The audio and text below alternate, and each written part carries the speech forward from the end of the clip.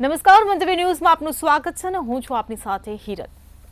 સુરતનો એ વિચિત્ર કિસ્સો કે જેણે સમગ્ર ગુજરાતમાં ચકચાર મચાવી છે, વાલીઓના મન મગજમાં હડકંપ મચાવ્યો છે. પુરુષ શિક્ષકોની હેવાનિયતોના તો કેટલાય કિસ્સાઓ સામે આવી ચૂક્યા, પરંતુ આ એ કિસ્સો કે જેણે માત્ર શિક્ષણ જગત પર નહીં પરંતુ મહિલાઓની દાનત પર સવાલો ઊભા કર્યા. એક શિક્ષિકાની નિર્લજ્જતા છતી કરી છે. સુરતના પૂર્ણા વિસ્તારમાં એક 23 વર્ષીય શિક્ષિકા 13 વર્ષના વિદ્યાર્થીને ભગાવી ગઈ. તપાસ શરૂ થઈ અને 4 દિવસે શિક્ષિકા અને વિદ્યાર્થી સુરત, અમદાવાદ, દિલ્હી, વૃંદાવન, જયપુર ફર્યા બાદ ગુજરાત પરત ફરવાના હતા ત્યારે શામળાજી બોર્ડર પાસેથી તેઓ ઝડપાયા. અનુરાગ હિન્દી વિદ્યાલયમાં અભ્યાસ કરાવતી એ શિક્ષિકા કે જે ઘરે ટ્યુશન પણ કરાવતી હતી અને બંને વચ્ચે પ્રેમ પાંગરો હોવાનો જ નહીં પરંતુ વારે વારે શરીર સંબંધ બંધાવ હોવાનો પણ ખુલાસો થયો. એટલું જ નહીં, તે શિક્ષિકાને 5 મહિનાનો ગર્ભ હોવાનો પણ પોલીસ તપાસમાં ખુલાસો થયો.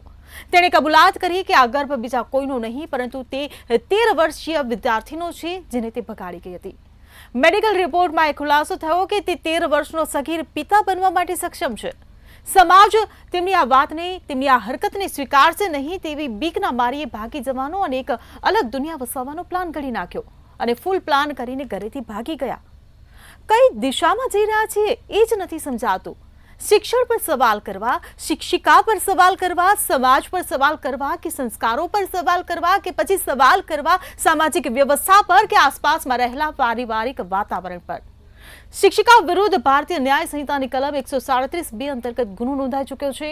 યૌન શોષણની કલમ ઉમેરવામાં આવી છે. શિક્ષિકા વિરુદ્ધ પોક્સોની કલમ 4, 8, 12નો ઉમેરો કરાયો છે. સૌ કોઈની નજર હવે આ કેસ પર મંડાયેલી છે કે હવે શું સજા મળશે. એ બાળકનું શું કે જે ખુદ એક સગીર છે, ગર્ભમાં રહેલા બાળકનું શું અને સૌથી મોટો સવાલ, શું 13 વર્ષનો સગીર પિતા બની શકે? આ ઘટનાની સમાજ પર, અન્ય બાળકો પર શું અસર પડશે? ખરેખર એ સગીરા જે ગર્ભમાં રહેલા બાળકનો પિતા છે કે પછી બીજું કંઈ? આવા અનેકો સવાલો સાથે જ કરીશું આજનો સીધો સંવાદ.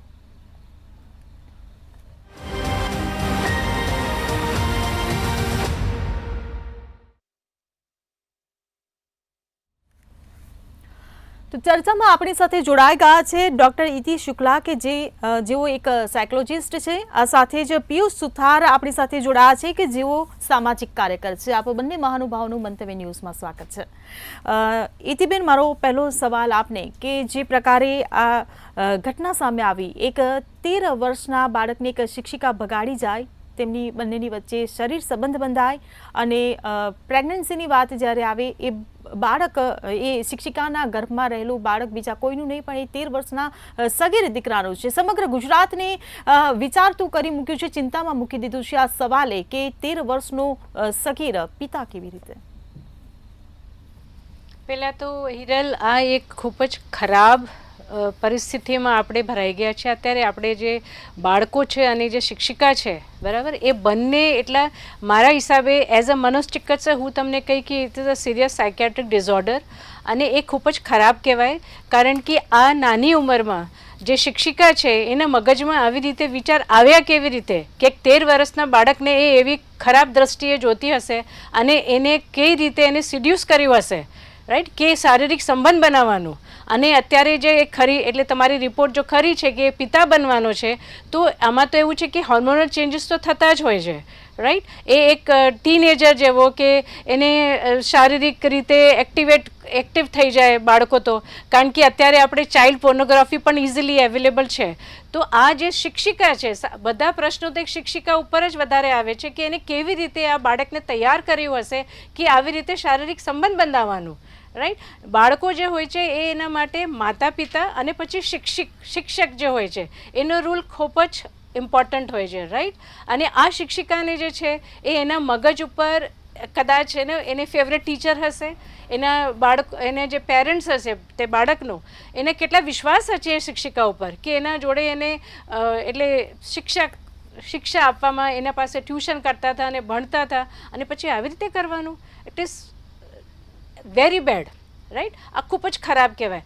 પ્રશ્ન એ છે કે હવે આ પરિસ્થિતિમાં આ જે શિક્ષિકા છે એ તો છે જ, સાયકેટ્રિક ડિઝોર્ડર એને તો સારવાર અને ક્રાઇમની બધી જે પણ આપણે કાનૂન અને એના ઉપર આપણે જે પણ સ્ટેપ્સ લેવાના છે તે લેવું જ પડશે. પણ આ જે બાળક છે 13 વર્ષનો, હવે એના ઉપર તો ખૂબ જ ડેન્જરસ પરિસ્થિતિમાં આવી ગયો છે બાળક, કારણ કે એને એના મગજ ઉપર જે એનું ઇમ્પેક્ટ થશે, આ જે પણ થયું છે ગયા કેટલા વર્ષોથી ચાલે છે, કે એક 6 મહિના છે કે 13, એ કીધું કે 3 વર્ષથી એમને ભણાવતી છે, તો એના ઉપર મગજ ઉપર કેટલા ઇમ્પેક્ટ થયા છે. અને એને જ્યારે મોટો થશે, રાઈટ, 19 વર્ષ 20 વર્ષ, ત્યાં સુધી એને આપણે એના ઉપર બહુ નજર રાખવી પડશે, કારણ કે આ બાળક નોર્મલ નહીં બની શકે, રાઈટ. જેના ઉપર આવી રીતે કુકૃત્ય થયા છે, એટલે સેક્સ્યુઅલી એને કેવી રીતે એને મન લુભાવીને એને શું કેવી ટ્રેનિંગ આપી છે એક શિક્ષિકાને, કે એ તૈયાર થઈ ગયું આવી રીતે સંબંધ બંધાવવા માટે.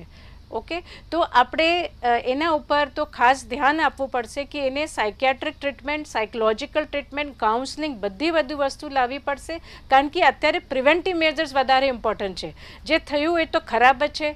કાનૂન એના ઉપર એનું જે પણ રેસ્ટ્રિક્શન્સ, જે પણ સ્ટેપ્સ લેવાના છે તો લઈ લેશે બંને ઉપર. પેલી જે શિક્ષિકા છે એના ઉપર પણ, વાલીઓ ઉપર, જે તમે બિગિનિંગમાં તમે આપણે પ્રોગ્રામ ચાલુ કર્યો, તમે તારે કીધું કે વાલીઓને ઉપર ઘણા બધા પ્રશ્નો ઊભા થાય છે. અચરજની વાત છે કે આવી રીતે બધું કુકૃત્ય થતા હતા અને એના બિહેવિયરમાં, વર્તનમાં કંઈ ફેરફાર ન દેખાય પેરેન્ટ્સને, એટલે વાલીઓ શું કરે છે અત્યારે, એ પણ એક મોટો પ્રશ્ન છે. અને મોબાઈલ ફોન એ એક મોટો જોખમ થઈ ગયો છે અત્યારે આપણે આ જે નઈ જનરેશન માટે. એ ખૂબ જ ખરાબ કામ કરે છે. ચાઇલ્ડ પોર્નોગ્રાફી જો કદાચ એ ટીચર, શિક્ષિકા વાપરતી હશે, એને એવી રીતે કંઈ એમ તૈયાર કરતી હશે કે જો એમાં કેટલી મજા આવે છે, કંઈક તો થયું છે જે ખૂબ જ ખરાબ થયું છે, રાઈટ. તો ઘણા બધા સવાલો અત્યારે ઊભા થયા છે અને વી have to take this very seriously. આ એક બહુ ખૂબ જ ખરાબ, એટલું ખરાબ કહેવાય ને, કારણ કે મને એમ થાય છે કે આ તો પહેલી વાર થયો છે. આપણે પુરુષો ઘણી વાર આવા ઉલટા સિલટા કામ કરતા હોય છે, આ પહેલી વાર મહિલાએ કર્યું છે. મને મારા હિસાબે આ ફર્સ્ટ ટાઈમ આવી રીતે મારા નજરમાં આવી રીતે આવ્યું છે, રાઈટ. તો આ પરિસ્થિતિને આપણે અટકાવવા માટે શું કરવાના છે, દેટ ઇઝ વેરી ઇમ્પોર્ટન્ટ નાઉ. અને વી have to think about it કે આપણે આ બાળકને કેવી રીતે નોર્મલ બનાવશું. અત્યારે પેલી જે છે શિક્ષિકા, એ તો છે જ પ્રોબ્લેમ ક્રિએટર, એને તો સારવાર અને ક્રાઇમની તમે બધા પગલાં લેવા પડશે, પણ આ બાળક ઉપર આપણે બહુ નજર રાખવી પડશે, કારણ કે he will become a real psychiatric case now. અને ત્યાં આપણે ખૂબ જ ધ્યાન રાખવું પડશે. એના વાલીઓ ઉપર બહુ મોટી જવાબદારી થઈ ગઈ છે, આપણે સમાજ ઉપર બહુ મોટી જવાબદારી થઈ ગઈ છે. એ બાળકને નોર્મલ કેવી રીતે રાખશું આપણે, કારણ કે એની તો આખી લાઈફ બાકી છે અત્યારે. We have to think about it. જી બિલકુલ.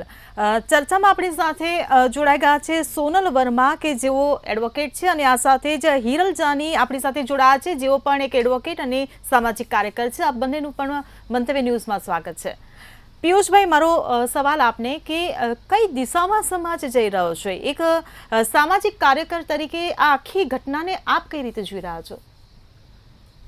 સૌથી પહેલી મહત્વની બાબત એવી છે કે બાબત ખૂબ જ ગંભીર છે, અને જે ના થવાનું હોય ને એક એવી વસ્તુ આપણે જોવા જાણવા મળે છે ને એવી પરિસ્થિતિ ઊભી થાય છે. બીજી વસ્તુ કે આ જે સમાજમાં આજે થઈ રહ્યું છે એ મોબાઈલ મોટો ભાગ ભજવી રહ્યો છે. આજે બીજી વસ્તુ કે મહિલા કાયદાના એટલા બધા એવા નિયમો એવા બધા છે કે પુરુષો લાચાર થઈ જાય છે. આજે મહિલાઓ કંઈ બી હોય ને તો એને ખોટા કેસમાં ફસાવવાની ધમકી આપીને ડરાવતા હોય છે, જેના કારણે કોઈ પણ પુરુષ તરત કોઈ પણ બાબતે નબળો પડી જાય, કોઈ શું કાર્યવાહી કરી ના શકે, નિર્દોષ હોવા છતાં પણ. કેટલાય નિર્દોષોને આવી રીતે સજા મળેલી છે, અને મહિલા કાયદાનો મહિલાઓએ દુરુપયોગ કર્યો છે, અને આ એક માનસિક બીમાર શિક્ષિકા હોવી જોઈએ. બીજી વસ્તુ કે આ જે શિક્ષણ વિભાગ જે સર્ટિફિકેટ આપે છે કે આ શિક્ષક છે, એ લોકો ટ્રેનિંગ યોગ્ય લેતા નથી, ટ્રેનિંગ આપતા નથી. શિક્ષક ઉપર કેવી ટ્રેનિંગ હોવી જોઈએ, કે શિક્ષકને કેવી ટ્રેનિંગ આપવી જોઈએ, કે તમે બાળક સાથે કેવી રીતે વહેવું જોઈએ, વ્યવહાર કેવો કરવો જોઈએ. આ બધું ગોટાળા જેવું ચાલે છે. એની પાછળ આ સર્ટિફિકેટો આપીને ગમે ત્યાં શિક્ષકો બનાવી દેવામાં આવે છે. ઓછા પગાર આપવામાં સંસ્થાઓ, શૈક્ષણિક સંસ્થાઓ, સ્કૂલો ઓછા પગાર આપવા માટે, ધંધો કરવા માટે થઈને ગમે તેવા બિનસંસ્કારી કે અનએજ્યુકેટેડ લોકોને સ્કૂલમાં શિક્ષક તરીકે રાખે છે. એની પાછળ વાલીઓનો પણ મહત્વનો ભાગ એવો છે કે વાલી પોતે જોવાનું જોઈએ કે તમે સ્કૂલોમાં ફી ભરો છો તો તમારે ટ્યુશન શા માટે રાખવા જોઈએ. ટ્યુશનમાં તમે મોકલો છો તો પછી બાળકોનું તમે શું ધ્યાન રાખો છો? બાળકનું પરિવર્તન, ઘરમાં રહેણી કહેણી બદલાય છે, શું કરે છે એ તો તમને ખબર નથી રહેતી. તો પછી તમે બાળકને સ્કૂલમાં મોકલો છો, સ્કૂલમાં ભણાવે છે, ફી ભરો છો, તો પછી ટ્યુશન રાખીને તમે ટ્યુશનમાં પછી બીજી ગેરરીતે આવી રીતે આવા કૃત્યો ઊભા થાય છે. એની પાછળ સમાજ કેટલો બદનામ થાય છે. અને શિક્ષણ વિભાગમાં તો શું કેટલું ગોટાળા શું ચાલે છે એને તો કોઈ કલ્પના જ ના કરી શકાય. અને કોઈ પણ જગ્યાએ જાઓ, તમે પૈસા આપો એટલે તમને કોઈ પણ ડિગ્રી મળી જાય, કોઈ પણ હોદ્દો મળી જાય. આ રીતે સમાજમાં આ બધું ચાલે છે. એના કારણે આ બીજી નિર્દોષ બાળકનો ભોગ લેવાશે. આ બાળકની શું પરિસ્થિતિ છે ભવિષ્યમાં, એના પેરેન્ટ્સ ઉપર શું વીતશે. આજે બીજા લોકો તમે ટ્યુશન ક્લાસીસ ચાલે છે, આટલા બેફામ ચાલે છે, તમે શું સરકાર કાર્યવાહી કરી? કેટલા યોગ્ય છે, કેટલા ગેરકાયદેસર ચાલે છે, શું કાર્યવાહી કરી? સરકાર જ નબળાઈ છે, નબળી નીતિ ચલાવે છે, જેના કારણે વાલીઓ અને મોંઘવારી, જેના કારણે વાલી મિત્રોને બિચારાને ટ્યુશનો કરાવવા પડે છે. સ્કૂલોમાં ફી અઢળક ભરવા છતાં પણ સ્કૂલો કોઈ મનમાની કરે છે, ફી લે છે સ્કૂલો, તો શું ભણાવે છે? આવા સંસ્કાર આપો છો? જી બિલકુલ. આપણી સાથે સોનલબેન જોડાયેલા છે. સોનલબેન, હું આપને પૂછવા માંગીશ કે એ શિક્ષિકા વિરુદ્ધ યૌન શોષણનો ગુનો નોંધવામાં આવ્યો છે, BNSની કલમો ઉમેરવામાં આવી છે અને પોક્સોની કલમ પણ એમાં એડ કરવામાં આવી છે. ત્યારે સૌ કોઈની નજર આ કેસ પર મંડાયેલી છે. આમાં શું કાર્યવાહી થશે, સજા શું થશે? જી, આની અંદર તો કાર્યવાહીમાં એક એટલું હું પહેલા તો કહીશ કે આ જે બાળક છે 13 વર્ષનું, એ પોતે આ શિક્ષિકાની માનસિક વિકૃતિનો ભોગ બનેલો છે. અને સાથે સાથે જે ગર્ભની અંદર જે બાળક છે તે પણ આનો શિકાર બન્યો છે. બાળકોને લગતા જે પોક્સો એક્ટ હેઠળ જે રક્ષણ આપવામાં આવેલું છે કે આજે 0 થી લઈને 18 વર્ષના કોઈ પણ સ્ત્રી બાળક હોય કે પુરુષ બાળક હોય,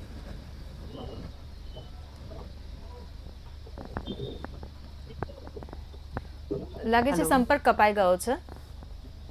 આપણી સાથે હિરલબેન જોડાયેલા છે. હિરલબેન, હું આપને પૂછવા માંગીશ કે અગાઉ પણ ઘણા કિસ્સાઓ આ પ્રકારના સામે આવી ચૂક્યા છે, જેમાં પુરુષ શિક્ષકો દ્વારા આવી હરકતો કરવામાં આવી હોય કે આવા અનેકો ગુના સામે આવી ચૂક્યા છે. ત્યારે તેમની સામે જે કાર્યવાહી કરવામાં આવતી હોય છે અને અત્યારે જે ઘટના સામે આવી છે એમાં એક શિક્ષિકા ગુનેગાર છે, તો આપણે આ ઘટનાને કઈ રીતે જોઈશું? અને શિક્ષિકા છે તો એની સામે કેવા પ્રકારની કાર્યવાહી થશે, એક મોટો સવાલ છે. ખૂબ ખૂબ આભાર મને આમાં ઇન્વાઇટ કરવા માટે. પણ મારી પાસે એક આપણે વર્ષો જૂની કહાવત છે કે એક શિક્ષક એ 100 માતાની ગરજ સારે છે. પણ આજે જે કળિયુગ હળાહળ જોવામાં આવે છે, અત્યારે આપણે ન વિચારી શકીએ એવી વિકૃતિઓ. અત્યાર સુધી એવું સાંભળતા હતા કે એક મેલ ટુ મેલ જે જેન્ડર ચેન્જીસ માટેના જે કઈ નવા કાયદા થયા કે સમલૈંગિકતા ચલાવો, આ તે બધું ઉંમરથી નાના છે, મોટા છે, શું છે શું નથી. હવે આજે હું એક વસ્તુ કહેવા માંગીશ એક સામાજિક વ્યક્તિ તરીકે કે પેરેન્ટ્સ એક એવી વસ્તુ બની જશે આ બધી વસ્તુમાં, એક એવું માધ્યમ પેરેન્ટ્સ બની જશે કે બાળક તમારું એવું માગે ને કે ભાઈ હું બેડરૂમ બંધ કરી અને પછી હું વાંચવા બેઠો છું કે બેઠી છું, તો ખરેખર તમે વિશ્વાસ નહીં કરતા જો તમે તમારા બાળકને મોબાઈલ આપેલો છે. First thing. બીજી થિંગ એ આવશે કાયદાકીય જોવા જઈએ તો બાળકને ખરેખર એટલો મેન્ટલી હેરેસ કરેલો હશે કે જે કાંઈ હોય, આ બેનની થોડીક વિકૃતિ એવી હશે માનસિક કે એને આ આખું કૃત્ય, મને એમ છે માઇક્રો પ્લાનથી બધું ઘડેલું જ છે કે 1 વર્ષથી આ રીતનું હતું, 2 વર્ષથી એને ભણાવતા હતા. પણ ખરેખર એ મા બાપને હું બ્લેમ કરીશ કે હવે તમે આ કેસ કરો છો, દુનિયાની સામે આવો સરસ આ કાયદા લીધે તમે આગળ વધ્યા છો, સારી વસ્તુ કહેવાય કે જાગૃતતા આવી છે કે આવું બીજા બાળકો સાથે પણ ન થાય ભવિષ્યમાં. તો બધા બાળકો માટે એક ચીમકી રૂપ આપણે એમ કહી શકીએ કે આ ખરેખર એક નરી આંખે દેખાતું એવું કૃત્ય કહેવાય કે હવેના પેરેન્ટ્સને 100% અવેરનેસ રહેવી પડશે કે માત્ર દીકરીઓ જ સેફ છે એવું નથી, હવેના દીકરાઓ પણ સેફ નથી. જો તમે હજી જાગૃત નહીં થાવ, તમારું બાળક આખો દિવસ શું ભણે છે, ડે સ્કૂલ છે, હોસ્ટેલ છે, તમે ગ્રહ પિતા આવું કરી ગયા, સૃષ્ટિને વિરુદ્ધ કૃત્ય કરી ગયા. આપણે ઘણા બધા ન્યૂઝપેપરની અંદર ઘણું બધું વાંચીએ છીએ. હું એમ કહું છું તમે સોશિયલ મીડિયામાં માત્ર ઇન્સ્ટાગ્રામની રીલ બનાવવા માટે આવ્યા છો? તમે સમાજને તો જોવો કે શું દેવા માંગો છો, તમારા બાળકને તમે શું બનાવવા માંગો છો. આજે એ બાળકની કાંઈ પણ ડે રૂટીનની જે કાંઈ એની પોતાની રોજનીતિ હશે, રોજનીતિ કે ભાઈ સવારે ઉઠવું, વોકિંગ કરવું, યોગા કરવા, ભણવા જવું, દૂધ પીવું, નાસ્તો કરવો, તો એની અંદર ક્યાંક તો ચેન્જીસ આવ્યો હશે કે જે મા બાપને નથી દેખાણો. તો હું આ એક વાલી તરીકે બીજા વાલીઓને પણ એવું સૂચન કરું છું, એવી રાખો કે ખાસ કરીને આપણા બાળકની અંદર જો કાંઈ એના નેચરમાં ચેન્જીસ થાય છે, એના કોઈ પણ વસ્તુ જોવાના વ્યૂમાં કાંઈ ચેન્જીસ આવે છે, એનામાં આધ્યાત્મિકતાનો ભાવ ભરો.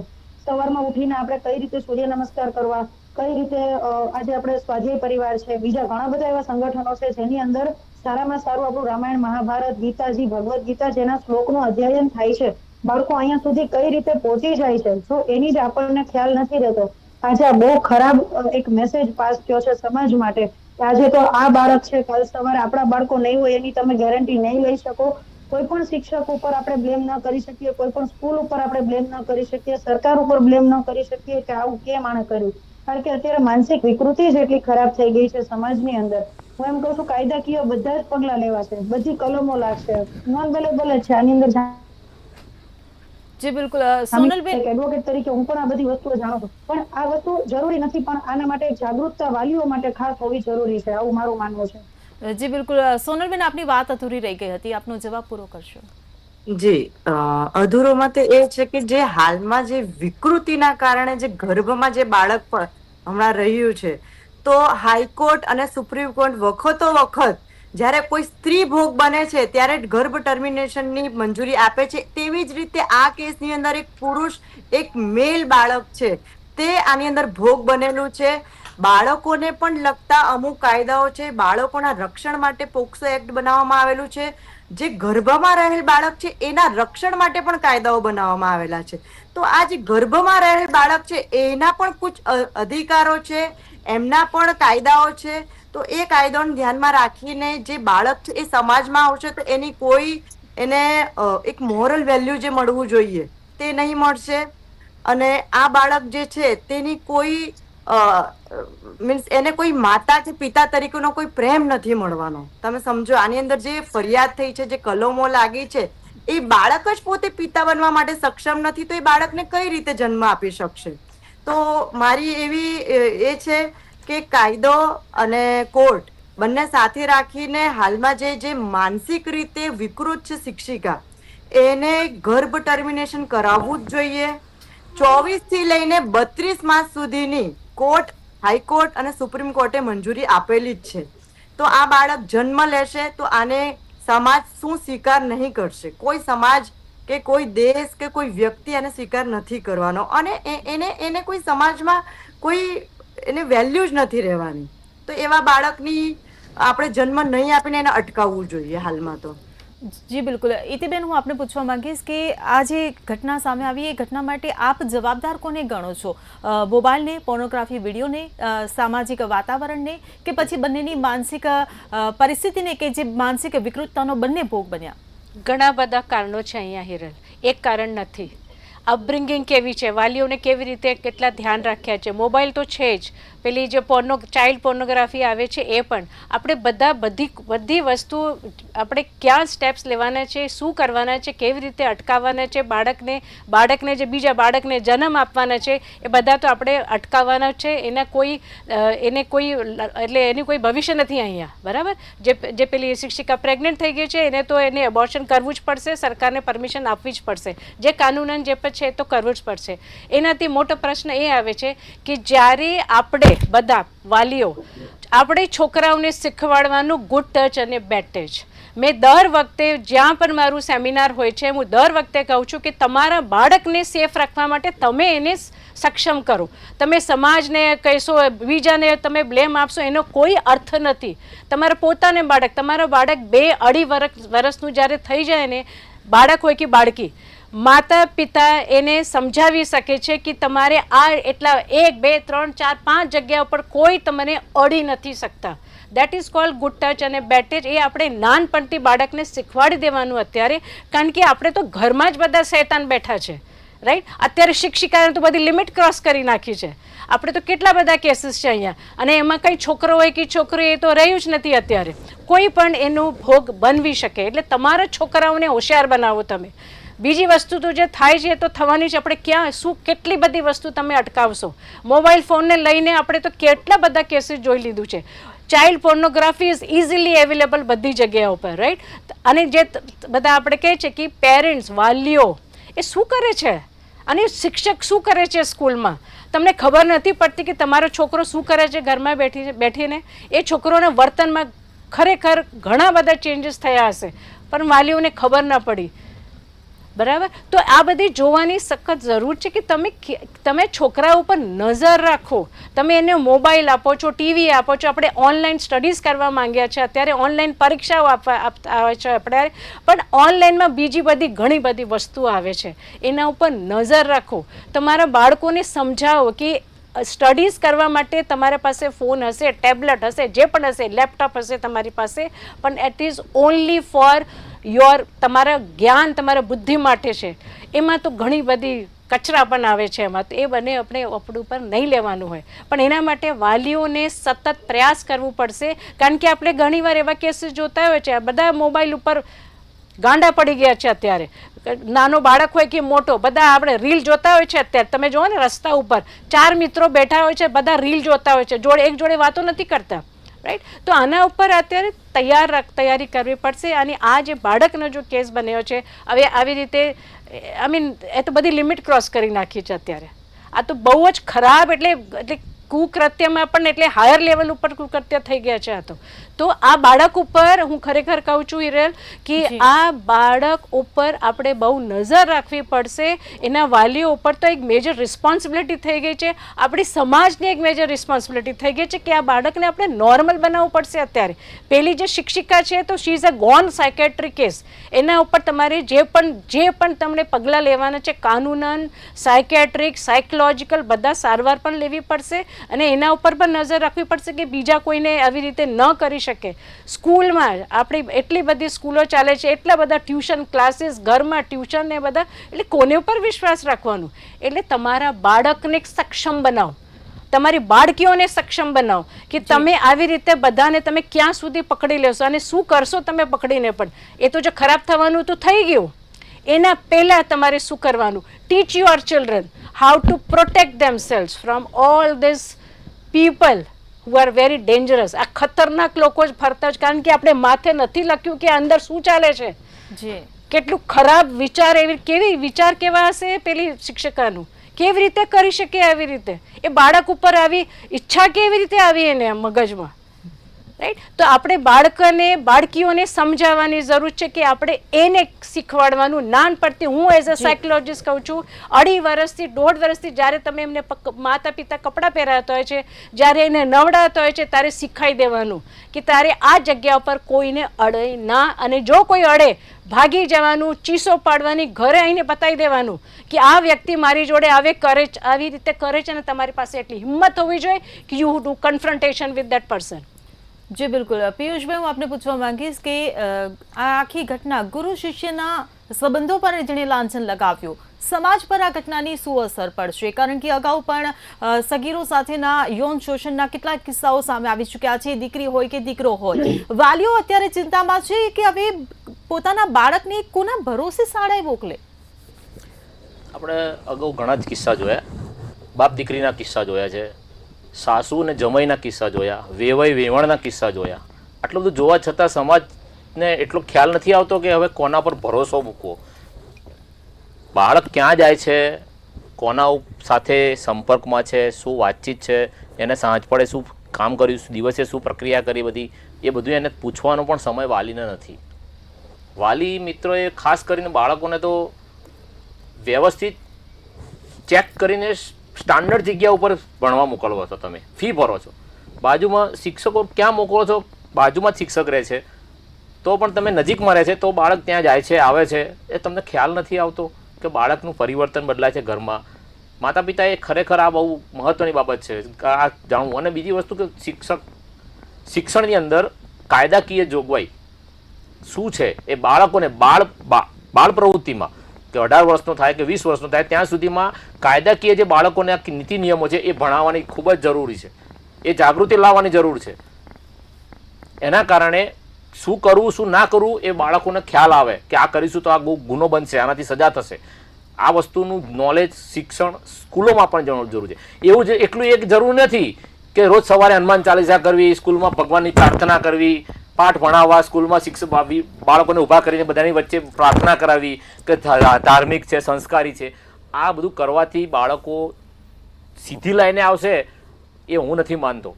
હા, ધર્મનો હું વિરોધ નથી કરતો, તમે ધાર્મિકતા રાખો, પણ એની સામે કાયદાકીય જોગવાઈ પણ બાળકોને શીખવાડો સંસ્થામાં કે મારી શૈક્ષણિક સંસ્થામાં જ કેટલી ગેરરીતિઓ થાય છે, તો બાળકો શું અંદરથી શિક્ષણ લઈને બહાર નીકળશે, શું સંસ્કાર લઈને બહાર નીકળશે? કોઈ એક સંસ્થા એવી બતાવો કે જેને ગેરરીતિઓ ના કરતી હોય. હવે એવી સંસ્થામાં બાળકો તમે સારા સંસ્કાર આપશો, શું શીખશે બાળકો? સ્કૂલોમાં બાળકો બાઇકો લઈને જાય, બહાર નીકળ્યા પછી છૂટ્યા પછી રોડ ઉપર ગમે તેમ ટોળા વળીને ઊભા રહે છે, એક્સિડન્ટો કરે છે, એને બચાવવા માટે અમુક ઘણા અસામાજિક તત્વો આવી જાય છે, તો એની કાર્યવાહી કોણ કરશે ને? એને આના બાળકો, નાના બાળકનું જે થાય છે એને વાલી મિત્રો કોની સાથે અવાજ ઉઠાવશે? આજે અવાજ ઉઠાવવા જશે આ મા બાપને, તો એના મા બાપને દબાઈ દેવામાં આવશે કોઈ પણ કારણે. શિક્ષિકા ક્યાંક પૈસા ખવડાવશે. આ વસ્તુ બની છે સમાજમાં, આ વસ્તુ બને છે. રૂપિયાના જોરે મર્ડર કેસો પણ દબાઈ દેવામાં આવ્યા છે, કોઈને ન્યાય નથી મળ્યો. તાજેતરનો કિસ્સો છે, હમણાં કોઈ પીડિત માતાઓ ક્યાંક અવાજ ઉઠાવવા ગઈ તો એને લોકઅપમાં પૂરી દીધી કે એને ડિટેન કરીને લઈ જવામાં આવી છે. તો ન્યાય કોણ, કેવી રીતે ન્યાય મળશે? આજે આ બાળકના માતા પિતાના ન્યાય કોણ આપશે? પેલી વ્યક્તિ તો શિક્ષિકા તો ખરેખર એને આપણે ના કહેવું જોઈએ કે કેરેક્ટર લેસ હોવી જોઈએ, તો જ આ વસ્તુ બની શકે. સારી શિક્ષિકા, સારા સંસ્કાર હોય ને તો આ વસ્તુ બને જ નહીં. જી બિલકુલ.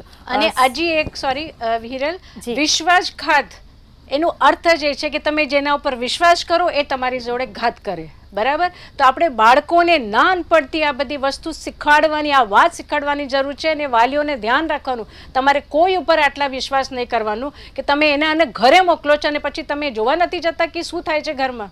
તો વિશ્વાસઘાત એ પણ નાનપણથી શીખવાડવાની જરૂર છે, in addition to good touch and bed touch.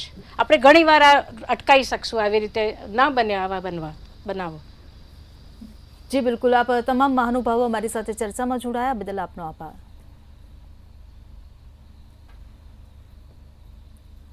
તો જે પ્રકારે આ ઘટના સામે આવી છે, અનેકો સવાલો ઊભા થઈ રહ્યા છે. આ ન માત્ર એક માનસિક ક્રાઇમ એને કહી શકાય, શારીરિક ક્રાઇમ પણ છે. અને એક કુમળી વયનો જે સગીર દીકરો, જે 13 વર્ષનો, કે એ આવી રીતે કઈ રીતે કરી શકે? એક શિક્ષિકા જે એક ગુરુના સ્થાને બેઠેલી છે તેની પર પણ અનેકો સવાલો ઊભા થયા છે.